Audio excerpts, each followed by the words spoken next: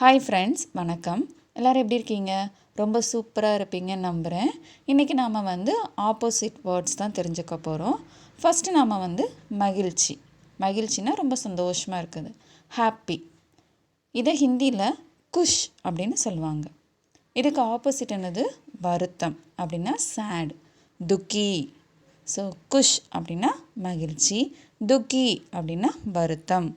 Next ஃபுல்லாக இருக்குதுன்னு சொல்லுவோம்ல, நிரம்பி இருக்குது அப்படின்னா பரா.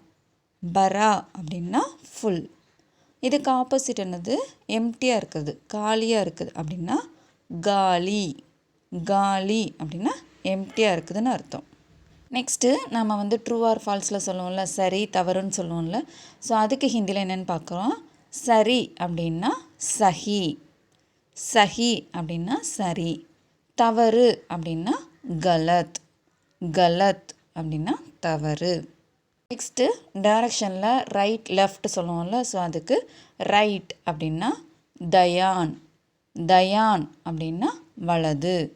இடது அப்படின்னா பாயின். பாயின். அந்த ஈக்கு மேலே ஒரு டாட் வச்சுருக்காங்க. ஸோ அதனால் நம்ம என் ப்ரொனவுன்ஸ் பண்ணோம். பாயின் அப்படின்னா இடது. நெக்ஸ்ட்டு நாள் அப்படின்னா டே. அதுக்கு ஹிந்தியில் தின். இதுக்கு ஆப்போசிட் என்னது? இரவு. நைட். நைட் அப்படிங்கிறத ஹிந்தியில் ராத். ராத் அப்படின்னா நைட்டு. நெக்ஸ்ட்டு மேலே. மேலேனா அப். இதுக்கு ஹிந்தியில் ஊப்பர். ஊப்பர் அப்படின்னா மேலே. அடுத்தது இதோட எதிர்ச்சொல் என்னது? கீழே. டவுன். இதை ஹிந்தியில் நீச்சே. நீச்சே அப்படின்னா கீழே. அதுக்கடுத்தது இவர் பணக்காரர் அப்படின்னு சொல்லுவோம்ல, ரிச் அப்படின்னா அமீர். அமீர் அப்படின்னா ரிச். இதுக்கு ஆப்போசிட் என்னது? ஏழை, புவர். கரீப். கரீப் அப்படின்னா புவர். நெக்ஸ்ட்டு சூடான, ஹாட்டாக இருக்குது, சூடாக இருக்குது அப்படின்னு சொல்கிறோன்னா கரம். கரம் அப்படின்னா சூடான. ரொம்ப கூலாக இருக்குது, குளிர்ச்சியாக இருக்குது அப்படின்னா தண்டா. தண்டா அப்படின்னா கூல் அப்படின்னு அர்த்தம். நெக்ஸ்ட்டு அருகில் அப்படின்னா நியர். அதுக்கு ஹிந்தியில் பாஸ். பாஸ் அப்படின்னா அருகில். இதுக்கு எதிர்ச்சொல் என்னது? தொலைவில். இதை ஹிந்தியில் நாம் தூர். தூர் அப்படின்னா தொலைவில். அருகில் அப்படின்னா பாஸ். அதுக்கப்புறம் ஓப்பன் பண்ணுறது, திற அப்படின்னு சொல்லணும்னா குலா.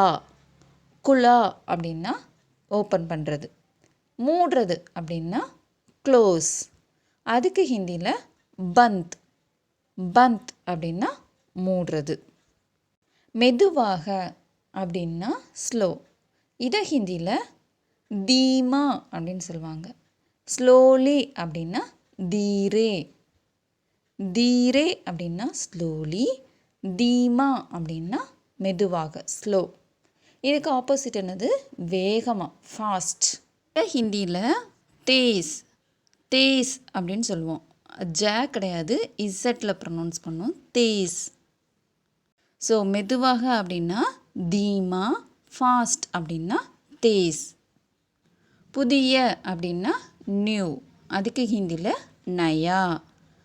நயா. பழைய அப்படின்னா ஓல்டு, புராணா. புராணா. ஸோ நயா, அதுக்கு ஆப்போசிட் புராணா. நெக்ஸ்ட்டு பெரியது, பிக். படா. படா அப்படின்னா பெரியது. சிறிய, ஸ்மால். சோட்டா. சோட்டா.